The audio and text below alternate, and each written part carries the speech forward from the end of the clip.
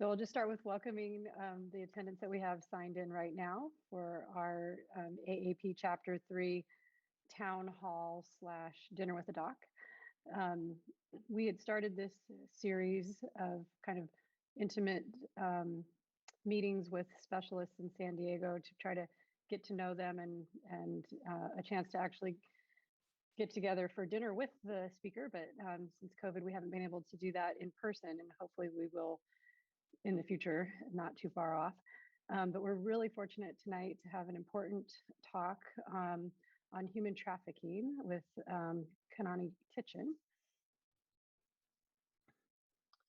I'm just going to go through a few housekeeping things and then I'll introduce Dr. Titchen. I'm Michelle Dern. I'm the immediate past president of the chapter, and I'm happy to be here with you tonight.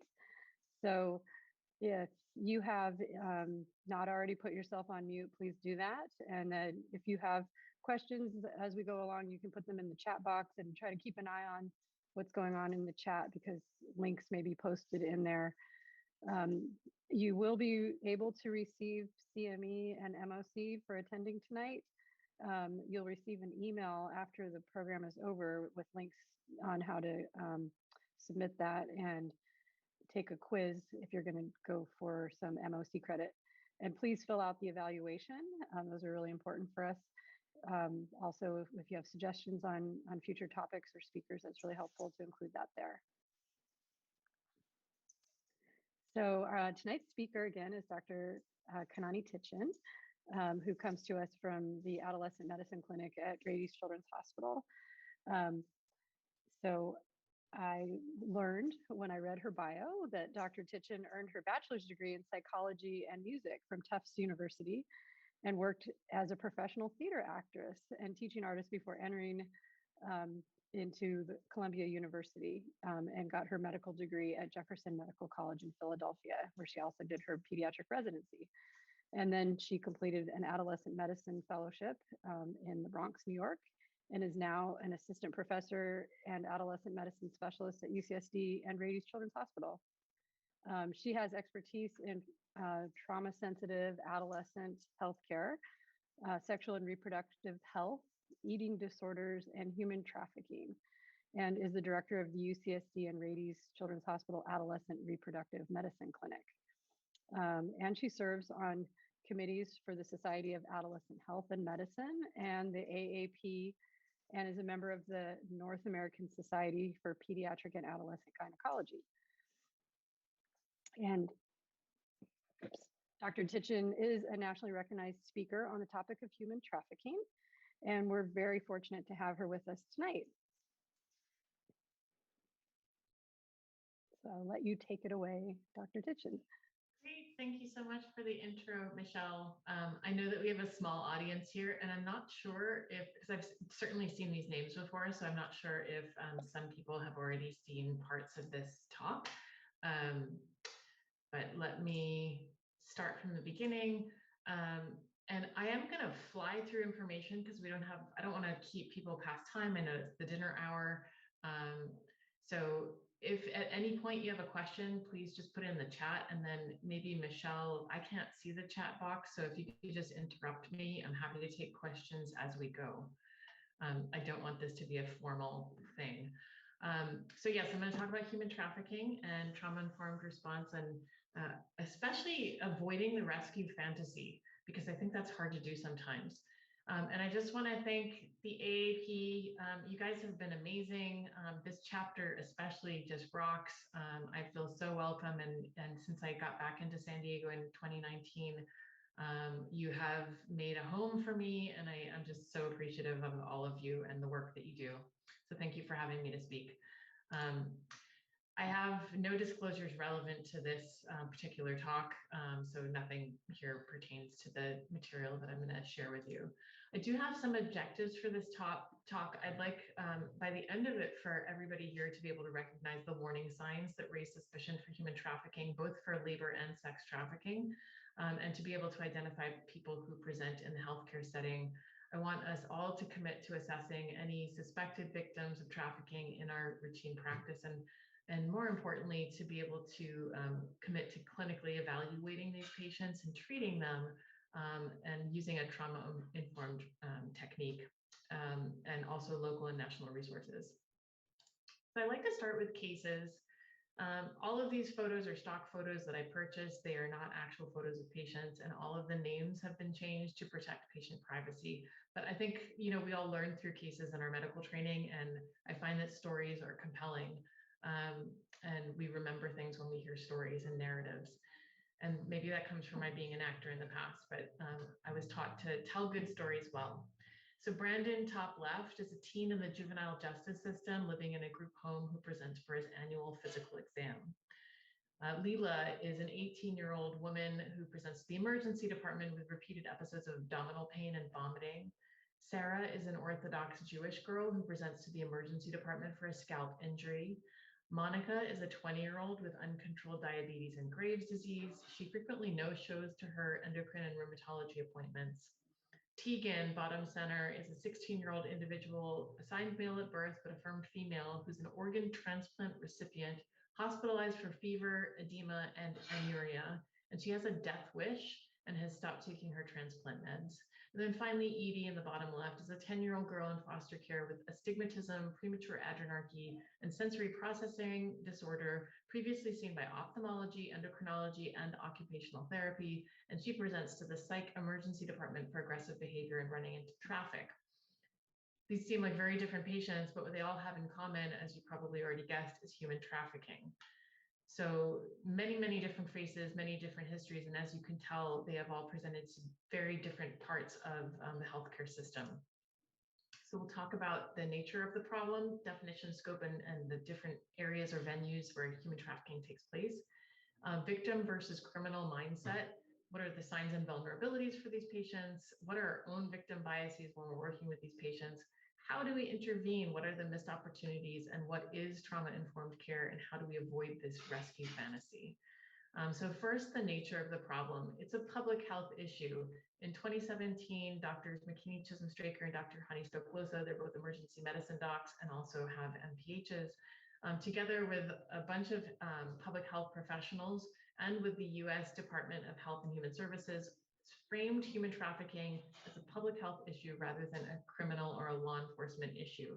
And this is critical for us in healthcare, and it changes the entire frame. It shifts the frame of how we're going to view human trafficking and how we treat it.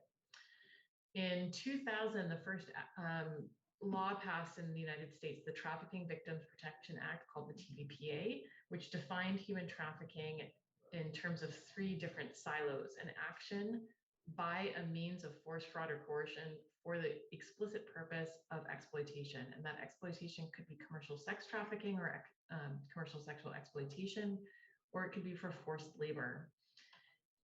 Things to note here. So action may include transporting a patient, as seen here, but contrary to the nomenclature of human trafficking, it can actually just mean recruiting a person. It could mean just harboring a person, for instance, in a hotel room or in your home, or even just patronizing or soliciting a person for the purpose of commercial sexual exploitation or for forced labor. And the second point I want to make with this slide is that if the victim is under the age of 18 and we're talking about sex trafficking, then we can completely eliminate the middle column. We do not need to prove force, fraud, or coercion in cases of minors who are trafficked for sex. That is not the same for people 18 and over, and it's also not the same for minors who are trafficked for forced labor. In those cases, we do need to be able to prove force, fraud, or coercion, although I will say, as a physician, I don't need to prove that. I need a lawyer to be able to prove that. So if I have a suspicion, I'm going to call that in. I'm going to try to get that person help. So first and foremost, when talking about this topic, I like to repeat what Rachel Lloyd said to me. Rachel is a survivor of human trafficking and founded the organization GEMS. I asked her, what is the one thing I can do to help a patient tell me that they're trafficked? Or what can I ask them where they'll disclose to me that they have been exploited? And Rachel told me in no uncertain terms, Kanani, you've got to avoid the rescue fantasy. The goal is not disclosure with these patients. The goal is relationship. Unfortunately and fortunately, in medicine, we're trained to rescue and literally save lives. In the cases of these patients, we really need to avoid this rescue fantasies. The big question is, how do we do this? It goes against our training to some degree. I think part of avoiding the rescue fantasy is just understanding the scope of the problem and how enormous it is. In fact, it's at least as enormous as the COVID-19 pandemic. So 40.3 million people are enslaved each year, according to the International Labor Organization. We know for sure that all 50 states and the District of Columbia have seen cases of human trafficking, both for sex and for labor. We believe that about 85% of victims are in fact US citizens. And then we think that probably about a third of these victims are children.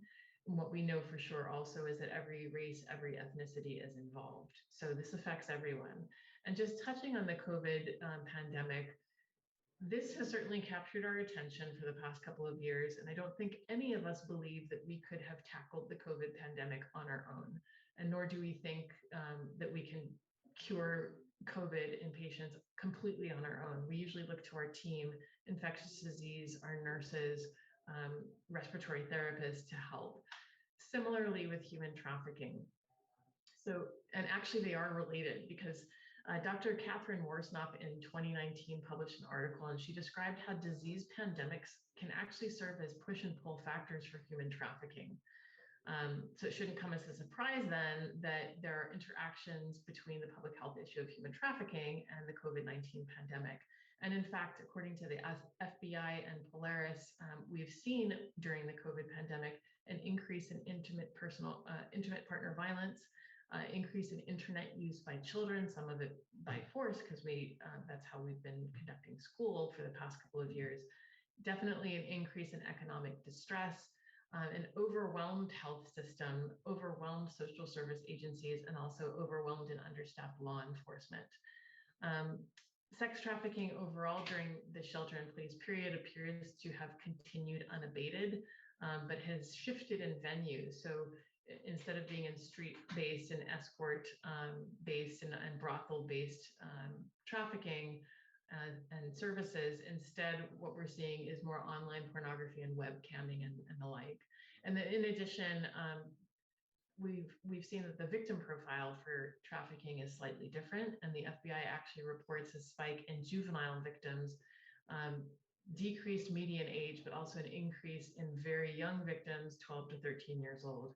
And so this analysis just really drives home, I think, the fact that trafficking is a dynamic crime. It's going to change to fit different circumstances. And it makes it even more difficult then to reduce trafficking through law enforcement alone. It argues for strategies that are based on prevention, that are based on a public health response rather than solely a criminal justice response. Labor trafficking has also been affected by COVID-19, shifting labor markets. And according to the Polaris Project in 2021, the number of H-2A visas, and these are visas that confer legal temporary status to migrant agricultural workers, these visas increased in 2020. And unfortunately, there's really little oversight into the recruitment for workers for the H-2A program, and usually recruitment takes place in Mexico for this country. And that means that many workers are paying illegal recruitment fees to traffickers, and this places them in debt. And then still other workers are lied to about the conditions of their employment and the working conditions in the United States, and that constitutes fraud. And then it's also important to remember that workers are only legally in this country if they're employed by the very business that sponsored their H-2A visa. This kind of system then gives traffickers and the supposed businesses the power to coerce labor by threatening workers with deportation.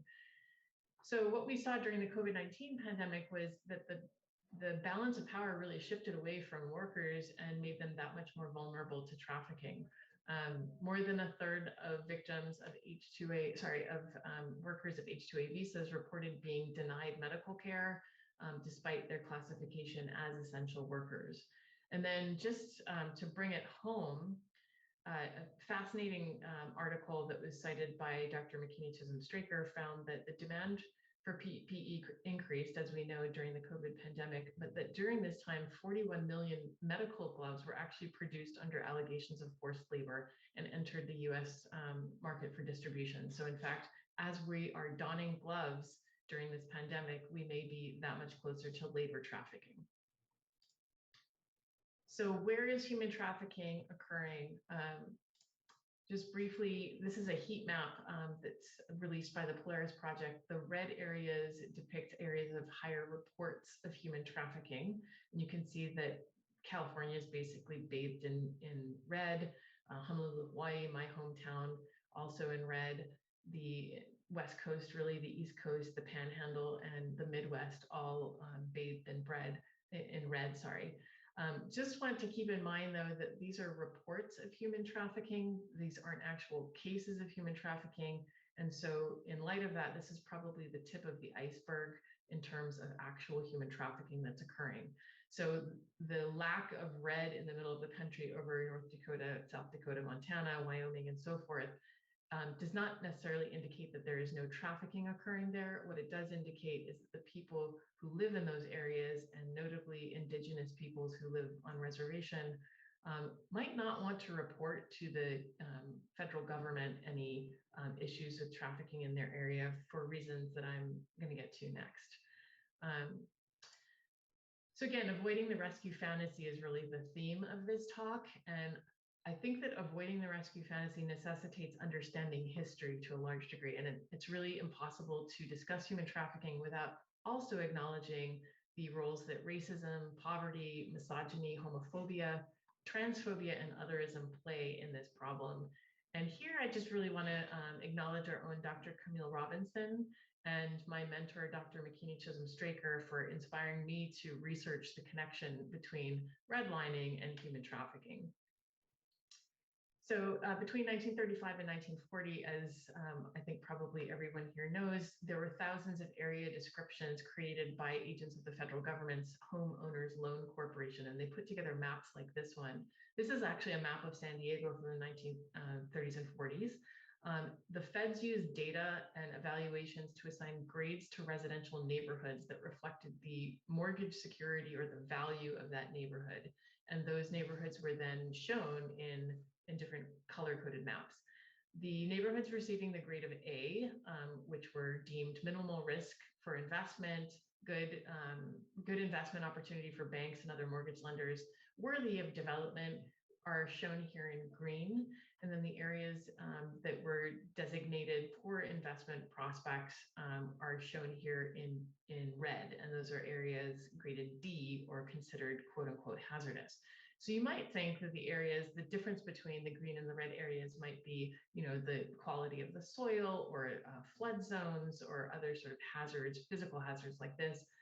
But in fact, as we know from redlining, the feds really assumed and insisted that the residency of certain people groups, namely African Americans, immigrants, and even at that point, some working class whites, really compromised the values of those areas. For example, one area shown here, area D4, just south of Balboa Park, is shown in red. It's graded D. It was written of this area. This area is one of the oldest parts of the city, being inhabited by various types of residents, running from Mexicans in some parts of the area to more or less all white in other parts. The area is definitely hazardous. There is no flood or other hazard. Fog conditions are average. Transportation, markets, churches, schools, etc., are all accessible to the area. So we understand that this area is deemed hazardous simply because of the people that live there. When we then superimpose a map of gang-related human trafficking happening in 2016 in San Diego, this is from a study by Jamie Gates and Amy Carpenter here in San Diego, we can see that by and large, except for an area that was undeveloped previously, the red zones really do track over the previous D graded areas from redlining. So what I take from this is that these areas that were deemed unworthy of investment in the 20th century carry over, and these discriminations are long lasting, and we're now seeing gang activity in the form of human trafficking in these areas. So we talked about sort of where human trafficking is happening geographically, but where is it happening in terms of work sectors? Polaris Project in 2017 analyzed more than 32,000 cases of human trafficking that were documented between the years 2007 and December 2016. And through this operation, they found that there were about 25 types of human trafficking in the United States, spanning from recreational facilities and sectors to even the healthcare sector. There have been a couple of cases of labor and unfortunately sex trafficking in healthcare sectors. Unsurprisingly, hotels, hospitality for labor trafficking and sometimes for sex trafficking, forestry, logging, construction is a huge issue here in San Diego, agriculture, landscaping, and so forth. So 25 different types of human trafficking in the United States. And when I talk about human trafficking affecting all of us today, I guess my question would be, think about whether you've ever hired a contractor to work on your house or a landscaper, if you've ever paid for maid services in your home, if you've ever enjoyed a spa day at the salon or gotten your nails done, if you've ever traveled and stayed in a hotel or a motel, or even if you've purchased, produce from the grocery store. All of these things are touched by human trafficking, and specifically labor trafficking. So it's very close to all of us. So again, when we talk about avoiding the rescue fantasy, if we think about the many geographic areas and the many economic sectors that are affected by human trafficking, we need to step back and question our own tendency to try to solve this problem on our own, or to rescue people who are trapped in this. So in terms of risk factors, just what can we do as physicians and healthcare professionals? I think there's a lot we can do. And part of it comes to recognizing the signs and then knowing what tools are already in place for us to help get people on track and to help foster a relationship with our patients. I'm not going to go through all of these because there are many, and these are non-specific risk factors, but these are some of them. And we see them on various levels. So individual level risk factors might include LGBTQ status, certainly mental health diagnoses, a history of sexual and physical abuse in the past, familial trafficking and familial risk factors. So exposure to domestic violence can predispose to human trafficking. Having a friend or family involved in human trafficking is a huge risk factor for human trafficking. And I saw quite a bit of familial trafficking in the Bronx. Community factors, as I already discussed, poverty is a huge one, violence, lack of resources, even disease outbreak like COVID-19, political economic instability. These are all push factors for human trafficking and contribute to it. Just a word about LGBTQ youth. I'm not going to go through all of the details on this slide, but in particular, this is a population that is in a particular risk for human trafficking because of the tendency for LGBTQ youth to be kicked out of the home, to be rejected by their family.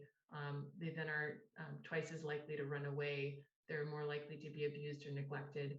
They are more likely to be arrested for exchanging sex acts for money. It's not that they're more likely to be prostituted, it's that they are more likely to be arrested for that. So in particular, LGBTQ youth are at risk for trafficking, and we need to keep that in mind as we care for these patients in our office. I thought this was just a really remarkable quote by a former foster youth from San Diego Youth Services, a training program. This person said, "Being in foster care was the perfect training for commercial sexual exploitation. I was used to being moved without warning, without any say, not knowing where I was going or whether I was allowed to pack my clothes. And after years in foster care, I didn't think anyone would want to take care of me unless they were paid. So when my pimp expected me to make money to support the family, it made sense to me." Foster care is another huge risk for human trafficking, not because our foster care workers don't do a great job, but because all of the factors that contribute to or that lead to a youth needing to be placed in foster care continue and unfortunately are exacerbated through the system. Victims versus criminals. So again, I'm going to return to a case now, and this is going to bring in sort of some of our ideas about how we react and respond to these patients as we see them in clinic. So I'll start with Leela. She's an 18-year-old girl who presented from Central America with ovarian torsion and a large ovarian cyst. And this is based on a case that I saw as a resident. She had multiple emergency department visits over the past year. She was frequently lost to follow-up. She was told to follow up with adolescent medicine. She expressed interest, but she just could never really manage to get there. She was known to have an abusive and alcoholic father, and starting at age 12, she started to suffer depression. She started cutting herself. Around the same age, she also had a dental surgery, and she was prescribed codeine by the dentist. She developed an opiate addiction. She discovered that she could buy codeine on the street, and then she discovered that she could buy it in a cheaper form called heroin, and she became addicted to heroin. She ran away at age 15. She wasn't going to school. She started stealing from her family and friends, and she was actually picked up for drug possession and actually drug dealing. When I saw her, she came in with multiple sexually transmitted infections. And when asked about how many partners and sort of risk factors for disease, she said that she had had over 100 sexual partners, and that's where she wanted to leave it. And then she mentioned that some of them were from the quote, the track. She also had multiple tattoos on her body, some of them with expletives, and she was homeless at the time. And so, what were the signs that Leela was a victim of human trafficking? There were many of them. Again, not a comprehensive list, but the ones in yellow are what we observed in Leela. These are non-specific signs, but again, the constellation of these signs together should raise a red flag for human trafficking. She came in with ovarian torsion over and over and over, and she ended up having, I think it was a 12-centimeter cyst on her ovary. So untreated chronic conditions, we might see asthma exacerbation. We might see a kid who comes in DKA over and over and over and can't manage to take her insulin, or somebody who is on thyroid medication cannot manage to take her thyroid medication or his thyroid medication. Might come in with multiple frequent sexually transmitted infections. Certainly a history of child abuse or domestic violence predisposes to risk of human trafficking and further abuse. References to the life, the game, the track, these are all sort of slang for human trafficking. Again, on physical exam, we might see these explicit tattoos, gang symbols, barcodes I've seen, teardrops on the cheek, which can signify membership of the gang. In one case, arrows and dollar signs tattooed in patient's inner thigh, pointing to her groin, saying pay here, money rolls, and sometimes names of the pimp or the trafficker tattooed across the neck.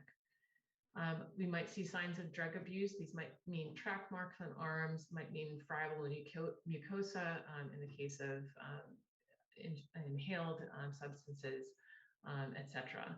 And then malnourished, I just want to say that malnourished patients can be either cachectic or obese. And in Leela's case, she actually was obese. She didn't have access to the right types of calories, and she was perpetually fed fast food. In terms of behaviors, we might see patients that do seem interested in getting follow-up care, but just cannot manage to ever get there. We might see people who are have a history of not going to school, who have mental illness, who are fearful or anxious or depressed.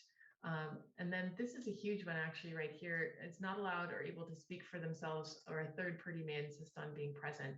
We used to say an older adult male, but we now know that kids are trafficking kids, and really it's anybody who refuses to leave the room and won't allow you to have that private time with your patient. That's a red flag. This is Leela's actual hand. She gave me permission to share this photo in talks like these. This is the expletive on the back of her hand, but actually this was the tattoo that her trafficker put on her and put on every girl that he had in his quote unquote stable. And so very nondescript, but she woke up with this tattoo. She did not consent to it. So another question you can ask with tattoos is, are there any tattoos on your body that you did not choose to put there? Then you also want to, of course, assess for clean needles, making sure that you're assessing for risk of HIV, Hep C, etc. So again, I've highlighted here all of the warning signs for Leela. Case 2, so this is Brandon. Brandon is a teenager who's living in a group home. He presents for his annual routine exam. Since his last visit, he was seen in the emergency department. He had a broken jaw, and you noted that he was in the juvenile justice system. He says that he was arrested for dealing drugs when you ask him what happened. You ask him some further questions, and he said that he made the mistake of counting the money that he owed to the dealer, and the punishment was a blow to the jaw. This is based on a case. It's a compilation of cases. And then as you get to know Brandon, he discloses that at one point when he tried to stop smuggling drugs, he was violently beaten and he was forced to watch as a friend was killed in front of him. The trafficker told Brandon that he would make sure Brandon went to jail for life if he ever, sorry for the typo, if he ever quit smuggling and selling for him. And so you continue with your assessment and you find that on history, Brandon had family homelessness. He was in foster care since age 4. He was verbally, emotionally, and physically abused. He was enticed to start selling drugs when he was 7 years old.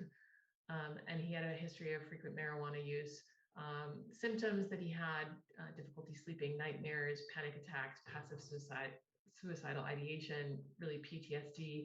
Going back to being enticed to start selling at 7 years old, Brandon is a case of possible labor trafficking. It's forced illicit activity. Again, you need to be able to prove in a court of law force, fraud, or coercion in cases of anybody who is being trafficked for labor. It's unfortunate because kids are trained to follow directions. Not a whole lot of force, fraud, or coercion need to be used with a 7-year-old in order to entice him to start selling drugs. But unfortunately, that is the federal law. So that's the definition for labor trafficking for minors. Nat Paul is a survivor advocate, and that is their real name. And they said in order to fully respond to a potential victim of trafficking, one needs to constantly assess and weigh their own preconceived biases and assumptions as to what a victim looks like. And this really brings me to this idea of criminal versus victim. And thinking about Leela and her drug use, her stealing, her being prostituted or sold. Is she a criminal? Is she a victim?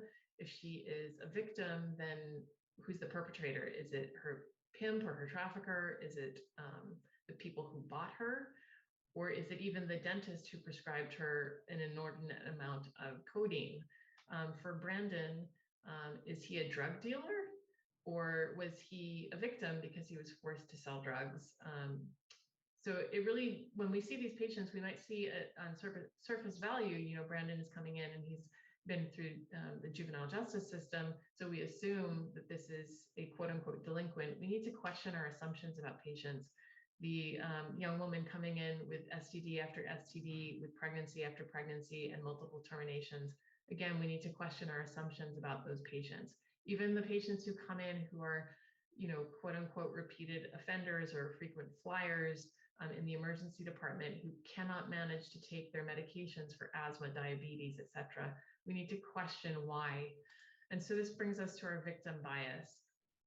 When somebody comes in who looks like the cat at the top, who is anxious, worried, fearful, I think most of us have no problem putting our arms around those patients, asking them how they're doing, what's wrong, and we want to help them. It's when the patient comes in looking like the cat at the bottom, piloerection, teeth bared, hissing. I mean, I just recently in the past couple of days had a patient who was yelling expletives and throwing stuff across the room. This is still a patient who's a victim of trauma, but we don't really acknowledge it that way. Oftentimes we will just see that patient as problematic rather than understanding that a patient on the street who's dealing with trauma may learn to defend themselves based on that trauma. And that may be the only way that they've been able to keep alive in their current environment. Unfortunately, when they come into a healthcare setting, those same techniques don't really serve them very well. But that's on us. We need to recognize trauma and we need to learn how to manage that trauma, de-escalate situations, and help these patients. So how do we intervene and how do we avoid these missed opportunities? Suleiman Masood, and that is his real name, he's a victim of labor trafficking and now a survivor advocate that works for HHS. He says when most people think of a victim of human trafficking, they often imagine the fears associated with interacting with law enforcement. What many experts in the field fail to understand is that these same fears exist when a victim of human trafficking interacts with the healthcare system. That seems ludicrous. We're here to help people. So why on earth would people feel uncomfortable coming in to talk with us? I'll get back to that. What we know about patients coming into care is that 68 to 88% of victims of human trafficking do present to healthcare while they are actively being trafficked. They often present to emergency medicine and urgent care, but almost half of them present to primary care. Over a quarter of them present to OB-GYN and to dentistry. And we've also seen patients who present to psychiatry, obviously, adolescent medicine, obviously, cardiology, rheumatology, endocrinology, and I have even seen a patient present to transplant medicine who has been trafficked. So we need to really keep an eye out, certainly in school clinics, shelters, community health centers, Planned Parenthood. All of these areas of healthcare are seeing victims of human trafficking, but we're missing them. Why are we missing these patients? So according to the Illinois Human Trafficking Task Force report of 2018, the major challenge includes time. It's time, it's time, it's time. We are seeing patients in the emergency department, in urgent care, in our outpatient clinics, and we know as soon as we hit, patient with trauma, that this is going to be time intensive. We need to move on to the next patient. Lack of awareness, maybe we don't recognize the signs for our patients of human trafficking. Maybe there's a language barrier and we think it's just easier to use the person in the room who accompanied them to provide translation or interpretation services rather than taking the time to call interpretation services or get them on the phone. Our own biases about what a human trafficking victim looks like. Maybe we don't see an overt injury, so we think there can't possibly be any abuse here. Many times injuries that are physical injuries for human trafficking patients occur in non-obvious places, because remember, these patients are also products, so they're being sold over and over. So their trafficker, even if they want to exact punishment or they want to control that person physically, they're not going to give them a black eye. They're going to cause injury below the hairline, under the hairline, intravaginally, intrarectally, intraorally. So maybe there's no overt injury. We might have to look for it. Maybe we lack trauma-informed training. We don't know how to talk to patients who are victims of trauma. And so we'll get to that in just a minute. Assessment tools, we're getting better at developing these. There are now a couple of validated tools for us to screen for human trafficking. And then finally, going back to time, we need protocols. We need protocols in place so that if we do recognize human trafficking, we know exactly what to do and who to call. Again, we can't do it alone. So we need to avoid the rescue fantasy. But what can we do? In terms of avoiding the rescue fantasy, I just want to talk now about trauma and the trauma events continuum. A single impersonal trauma on the lower left half of the slide might include something like 9/11, where it happened to the entire country collectively. It happened once in time. It was not personal to me, but it certainly affected me for a time. And then I moved on. We moved on as a nation collectively. A single interpersonal trauma might be, I'm walking home from work, I let myself into my home, but before I can step in the door, somebody stabs me in the back, jumps me from behind, steals my bag and runs. It happened to me. It was certainly interpersonal. It happened once in time and it was over. What we know about situations like that is that often those people need some sort of medical intervention, probably some psychological intervention, and it's a huge inconvenience replacing IDs and so forth, reporting the crime. Multiple interpersonal single perpetrator trauma is something like domestic violence. It is interpersonal, it's happening to that person, but it's a single perpetrator and it's multiple. It's happening over and over and over again. And what we know about cases of domestic violence and intimate partner violence is that it can take 10, 20 times. I think it's an average of 7 times before that person is ready to leave. A careful plan is needed. And the most dangerous time for that individual is when they are actively trying to leave. Multiple interpersonal, multiple perpetrator trauma is human trafficking. It's sex trafficking, it's labor trafficking with abuses. The person is sold over and over and over again, sometimes 10 times in a night, to different people. They are abused, they're forced to do things that they don't want to do. They're sold to labor boss after labor boss and just moved around. Multiple perpetrators. As we know, trauma reactions and complex trauma results in more severe symptoms as one moves up the arrow. And that means that there's going to be a longer period of time that's needed to recover and more resources as you move up the arrow. So when it comes to avoiding the rescue fantasy, this is kind of the image that I keep in my head when I think that I can do everything on my own and save this person and rescue them from their life of trafficking. I really try to keep this in mind. I keep in mind that I am a step in the process for this person. I can use something called the PAIR tool. And this is really, if you do suspect that someone is trafficked, this is an easy tool to use. First, you want to provide privacy. Of course, letting somebody know that we're mandated reporters as pediatricians. We want to make sure the person's okay, that they're warm, that they have water if they need water. If they haven't eaten, just checking in with them about food, making sure they're comfortable, making sure they feel safe. Offering broad education, so universal education. And actually, California has a state law now. It was passed several years ago that requires that there be posters in any emergency department, certainly, that talk about human trafficking and educate about it, in English, Spanish, and one other language that is the most widely spoken area in that, most widely spoken language in that area. And for us at Rady Children's Hospital, that would be Tagalog. You can also say something like, I talk with all of my patients about trauma or about intimate partner violence or about trafficking. And would you mind if I shared some information with you? Asking about different situations, we need to be careful the way we ask. We do want to ask directly instead of beating around the bush. We don't want to hint at things, but at the same time, if a person doesn't feel comfortable disclosing to us, we really don't want to pursue that topic too forcefully, because we want to help that person to feel in control of their own narrative. So we can ask direct questions sensitively and always explain why we're asking them. In terms of respecting a patient, that really comes down to respecting whether they're able to share. And again, with teenagers, with minors, once I provide that disclosure that I'm a mandated reporter, they have the knowledge to decide whether they're ready to share certain information. If I am suspicious of human trafficking, despite no disclosure from my patient, I'm still obligated to report, and I would. But this just allows us to have a conversation with our patient and to build that relationship with them. And then finally, responding. How are we going to respond to our patients if they do disclose? So one is getting 3 forms of identification or contact information, rather.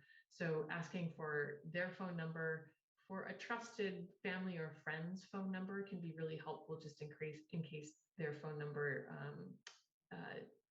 doesn't leads to a dead phone number, and also finding an email address for them. In addition, we can reach out to our community partners, we can reach out to social work, victim advocates, and so forth. And I'll get to those resources at the end. Sarah says, when I was in the life, I never told any nurses or doctors. They didn't ask. I don't know if I would have told them if they had, maybe. It just depends on if I thought I could trust them. But I do think it's important to ask. So one of the questions I always had was, well, how do I ask about this? It's a really sensitive topic. Feels weird to just say, are you a victim of human trafficking? Most patients will say no to that. Many patients don't know that they are being victimized. They do not identify as victims. Again, from San Diego Youth Services, some youth suggested some of this phrasing. So instead of saying something like, I'm so sorry for you, that makes youth feel weak and pitied and reminds them about their lack of power, maybe instead saying, I see that you're struggling. I'm here to see if I can help and support you. But of course, talking to me is your choice. Instead of saying, I understand the way that you feel, which may sort of minimize them, make them think that you know everything, and depersonalize their story, maybe instead saying, I can see that must have been really hard. What can I do to support you? And then instead of asking the question, well, why did you run away? Or the opposite question, well, why didn't you leave? Which makes some youth feel angry or judged or in trouble. Instead, really asking open-ended questions and just making statements like, when you're ready, I'm here to listen. I'd really like to know what compelled you to stay or what pressured you to leave. And then asking open-ended questions, what else would you like to talk about with me today? And really extending ourselves as providers to provide that relationship for our patients. In terms of trauma-informed exam, again, the language is key. So really, instead of calling an exam table a bed, referring to it as an exam table for obvious reasons. Instead of saying, I'm going to look at this, we really want to use the word examine. Clinical language is key. Simple clinical language. I'm going to inspect, I'm going to palpate this rather than I'm going to feel this.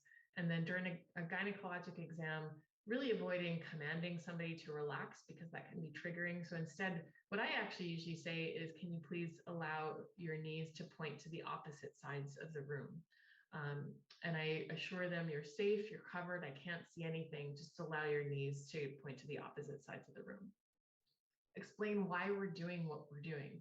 I need to do this exam because respecting their personal space. And this can be during the gyne exam, but also just during your routine exam when examining the thyroid. If you're working with a patient who's been a victim of strangulation, coming at them from behind and putting your hands around their neck, that's maybe triggering. So maybe instead doing the thyroid exam from the front.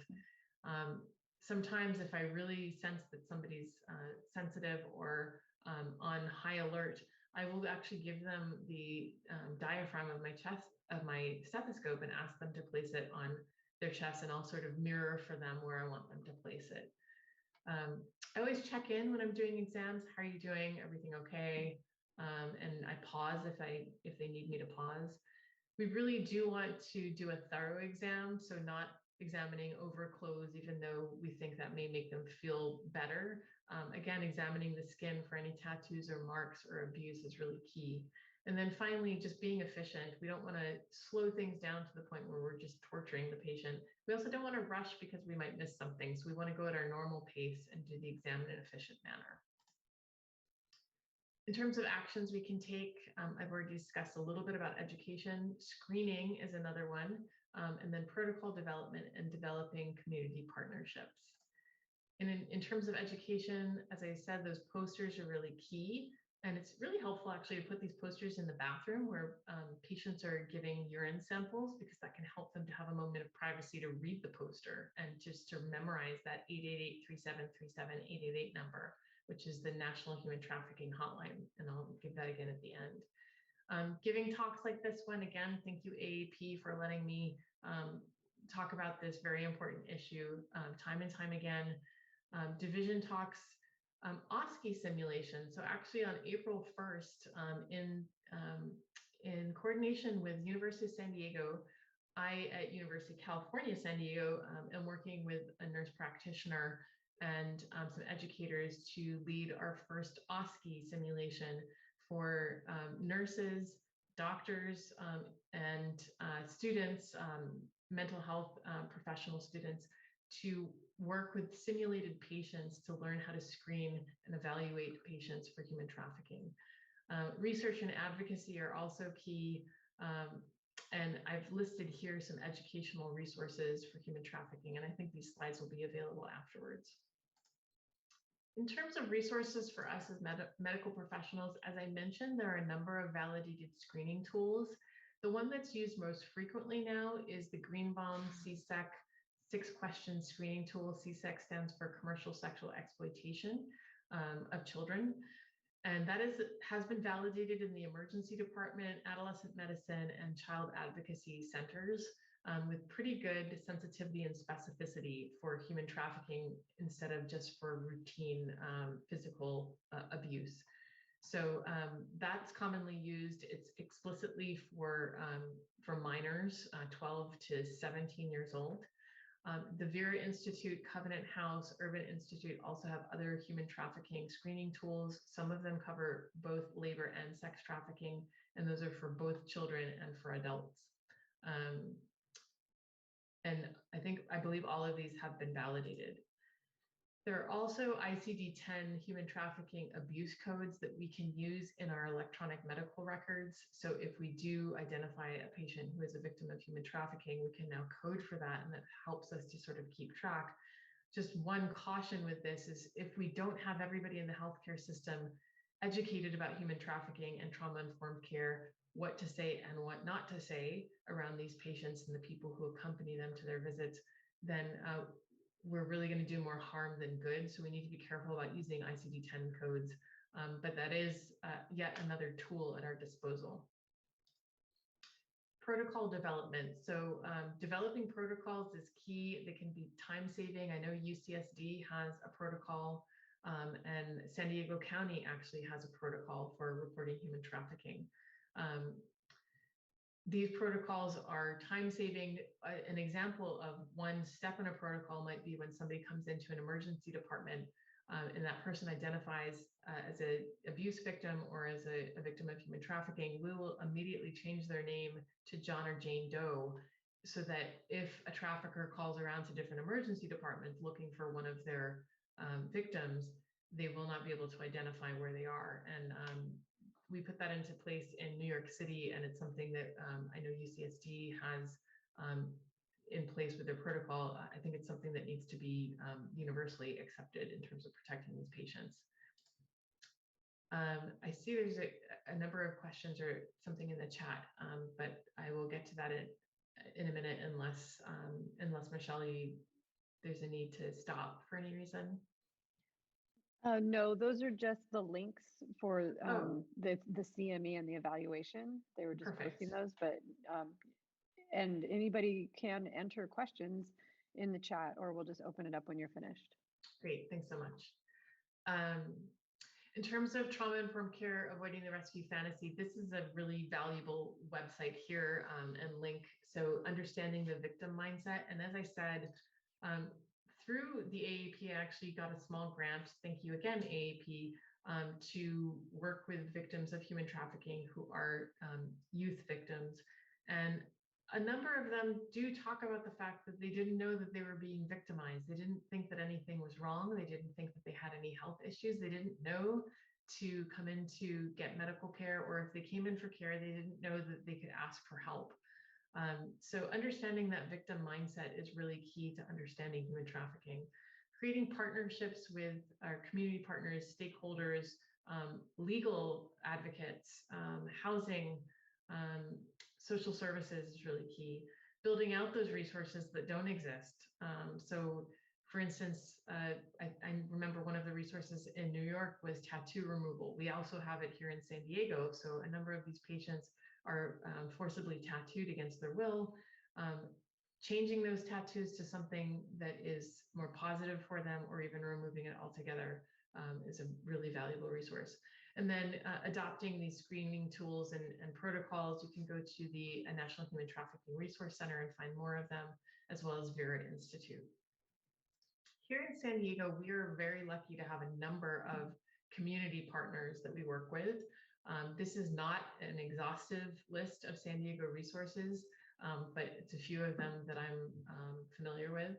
So Heal Trafficking is a national resource. You can go to healtrafficking.org. That's actually multi-nation now, organization that works with legal advocates and healthcare professionals, as well as lawmakers, to push human trafficking as a public health agenda and to change some of the laws around human trafficking and how we view it. Safe Night is an app that you can download. When shelters are full, staff can actually temporarily place survivors at secure locations using Safe Night. And I've signed up for Safe Night. If there's a request for a victim and a need for housing, Safe Night will sort of give you an alert and let you know that a donation is required in order to get that person to safety. The donations are tax deductible. Generate Hope is yet another organization here in San Diego that provides a trauma integrated program, medical, dental, psychiatric resources in the community, and is a residential facility. And some of these other North County Lifeline we work with commonly and partner with them, have survivor-led trafficking resources, therapy services. San Diego Youth Services offers help with human trafficking. Free to Thrive is another, it's a legal clinic. I call them lawyers with a heart. They're kind of my first call when I encounter a patient who is not of minority status, so is a patient of majority age and is a victim of human trafficking. I will call a legal advocate to ask them if they could be in touch with my patient if the patient is consenting to that. And that's really key in order for a patient to get any criminal record cleared and to help them make a case against their trafficker. So Nicole says, my lawyers helped me to clear the convictions I had for prostitution and to get legal status. My counselor helped me to realize I was just a kid when I was in the life, and luckily I have a future to look forward to. I got help getting public benefits and in a job training program. It felt really empowering to see a whole team behind me and support me. And that is what I close with, because again, this idea that I'm going to rescue a patient in the 30 minutes I have with them in clinic, or if I'm lucky, the hour that I have with them, is really pretty ludicrous, in addition to providing their medical care, whatever they came in with. So I am frequently, if I sense human trafficking, I will take the time to ask them questions. I will get my patient alone. I'll use that pair tool. But in terms of rescuing the patient, that is beyond my capabilities. So really what I try to do is forge a relationship with them. I find an excuse to bring them back into clinic. If you're in emergency medicine, find a way to connect them with a physician, family medicine, a general pediatrician, adolescent med doc, who can partner with them over time and help them get the care that they need. And I think I'm going to end there. So I will take any questions if there are any. I know we have a very small audience, but we are small but mighty.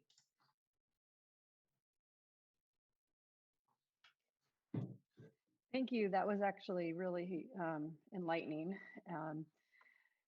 Hopefully we can post at least your resource page on our website and send out the recording to the people who registered but didn't attend tonight. Sure. Have you given this same talk to emergency medicine or adult medicine doctors? I have given similar talks to this, some of them not as lengthy, some of them in more detail to emergency medicine, actually general surgery recently. I gave a talk at Rady Children's to general surgery. They were very open to it. I actually spent more time on the tattoo patterns because in general surgery anesthesiology, we're privileged to undrape a patient and see the map of trauma on their body. And that was where I first encountered human trafficking, was actually in a OB-GYN surgery.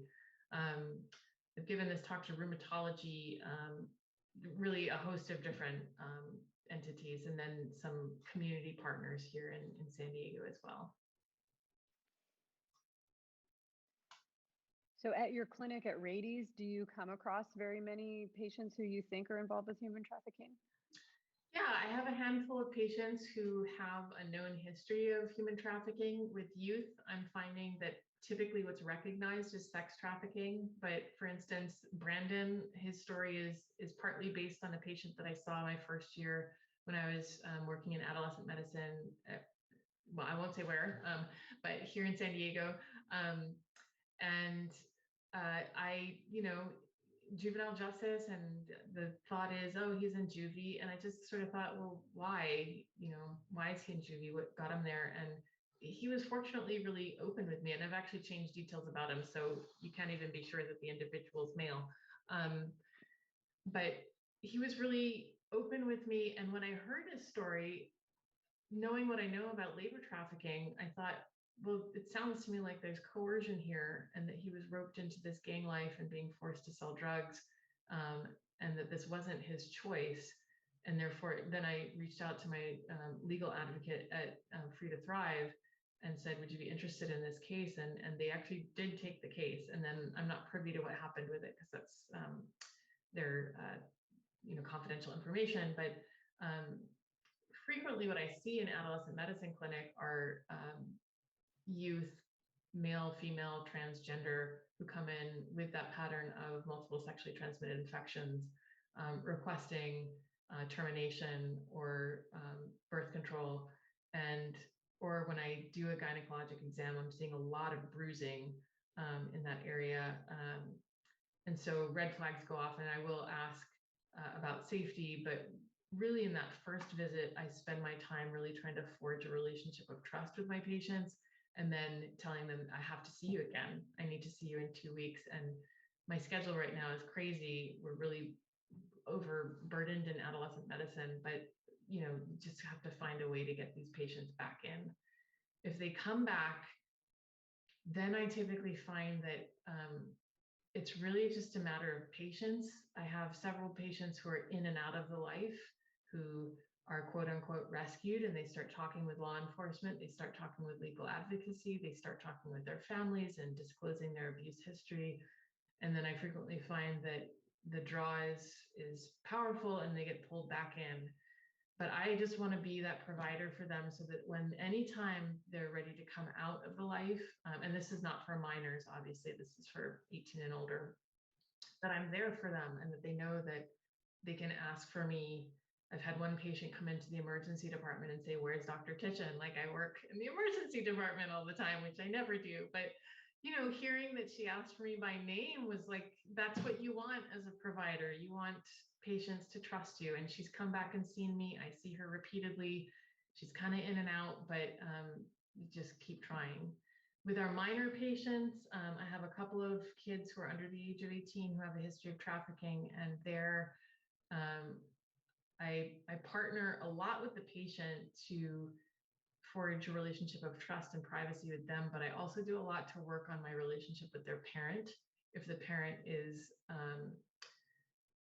someone who's helpful to them, if they don't have a parent who's helpful to them, then I'm in the process of like trying to find that adult in their life who is helpful, and then I try to forge a relationship with them so that they can strengthen their relationship with the patient.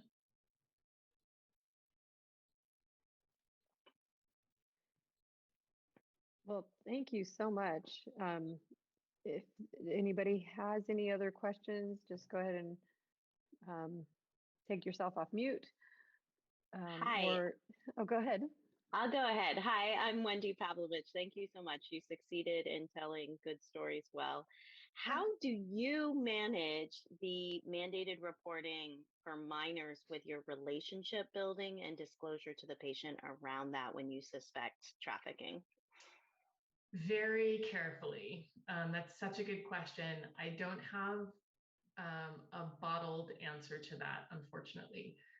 One resource that I'll toss out is Abigail English. She's a lawyer who specializes in law for healthcare for adolescents. She's amazing. And she's written a number of papers on the ethics of mandated reporting. And I guess I'll answer your question, Wendy, by telling a story. True story. I was in the Bronx working in Gen Peds, just seeing kids who were coming in. I was working in adolescent medicine, but we saw, annual visits. And a girl appeared on my roster for an annual visit, never seen her before. And before I could even enter the room, the medical assistant came up to me and said, "Dr. Titchen, her pregnancy test is positive." I thought, oh, good Lord, first time I'm meeting this patient and I have to tell her that she's pregnant. Her age, she was literally 17 years and 51 weeks. She was a week shy of her 18th birthday.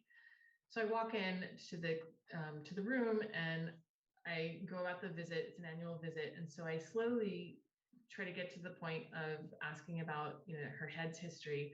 And I disclosed to her that she's pregnant, and she is not at all uncomfortable. She's not at all alarmed. And she said, "Yeah, I want to get rid of it." So she clearly knew when she came in that she was pregnant.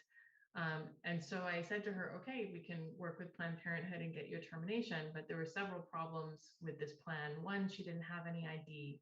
Two, she didn't seem to know how to write nor how to read. Three, when I asked her about school, she gave me the name of a school that had closed 3 years before. Four, she had no insurance. She was on state insurance, but her family had already had a debt with the hospital. And so I wasn't even sure that this visit with her was going to be covered. So there were a number of obstacles. She couldn't give me a phone number. She couldn't give me a friend's phone number. She had 2 cell phones with her. One of them, I'm pretty confident, was used to sort of film me or keep me on camera. So a lot of barriers. So I played dumb, like I didn't really know what was going on. I did disclose to her before I asked the head's history, look, if I hear anything that makes me concerned for your life, I'm going to have to report. Or I didn't say report, I said I'm going to have to get help for that. And she knew what to tell me and what not to tell me. So she didn't report, she reported that she had this idyllic life, great parents, and was well cared for. And long story short, it came to a head when I had to decide, do I need to report this? Because now I do have significant concern for human trafficking, even though the patient did not disclose anything to me. In that case, in that very specific case, I called in New York the FBI, a lawyer that I knew who worked in legal advocacy for human trafficking, and the NYPD. And I asked every single one of them, do I report this as human trafficking because this patient has already been seen by CPS and nothing has happened, and I am actually concerned for familial trafficking for this patient. Every single one of those legal advocates that I called said, absolutely not. She'll never come to see you again. And really what you need to do for this patient is forge a relationship with her, bring her back in. And so that's what I did for the next several months, as I kept bringing her back into clinic. Throughout the course of that time, her older sister, who was also trafficked, was able to leave. My patient, I don't have a great follow-up, but I was able to transfer care to her when I left New York to another provider who is still seeing her and actually occasionally texts me and says, oh, I saw so-and-so today. So it's ongoing. I'm torn, should I have reported that or not? But 1 week shy of her 18th birthday, wasn't convinced anything would happen with CPS, and I stand a chance of losing that relationship altogether.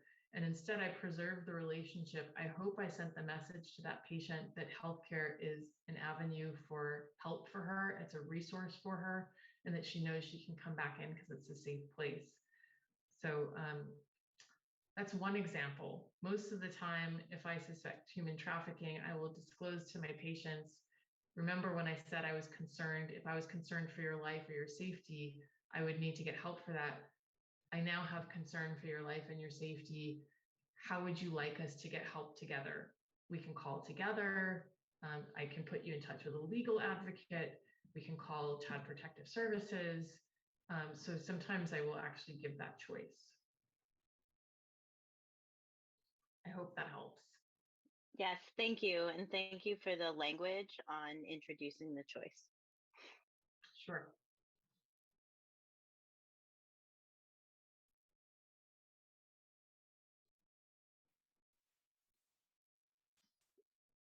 Well, thank you so much for this talk.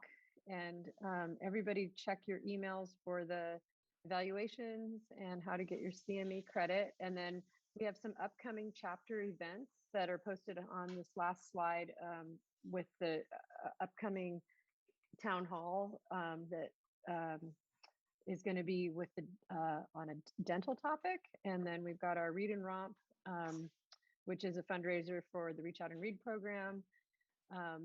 There is going to be a chapter town hall with Dr. Sawyer in May that's about vaccine hesitancy. And then in September, we have another chapter fundraiser for Reach Out and Read that's called Books on the Beach.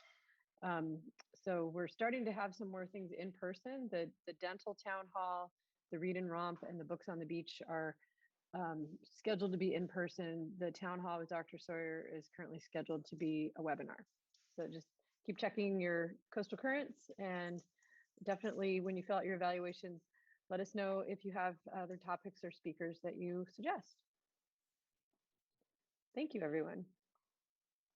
Thank you. Good night. All right, thank you.